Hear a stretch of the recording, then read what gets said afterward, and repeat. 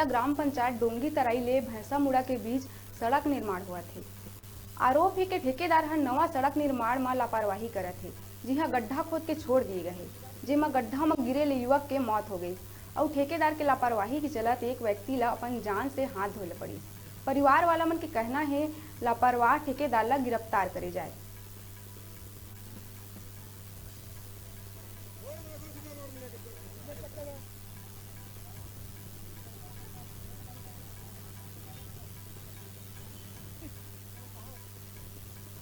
Gas stove आए हुए थे तो ना मेरे भैया भी आए थे, तो ना उनको वहाँ जाने के चक्कर में मेरे पापा गए हैं और वहाँ ना जो गड्ढा है, जो मतलब डोंगी तरी का मोड़ है, वहाँ पास गड्ढा है ना, वहाँ पास लाइट है ना, एरो है ना, इंडिकेशन है। ठेकेदार को गिरफ्तारी चाहती हूँ, मैं कुछ नहीं चाहती। देखिए, यहाँ पर एक ओंकार शर्मा नाम का व्यक्ति था, वो बगलेडी जा रहा था और अपने दोस्त को छोड़ने के लिए जाते समय सड़क में जो है वहाँ एक बड़ा गड्ढा मिला और गड्ढे में जो है उनकी गाड़ी गिर गई, जिसके कारण घटनास्थल पर ही वो बच्चे की मौत हो गई है और एक जन गंभीर रूप से घायल है।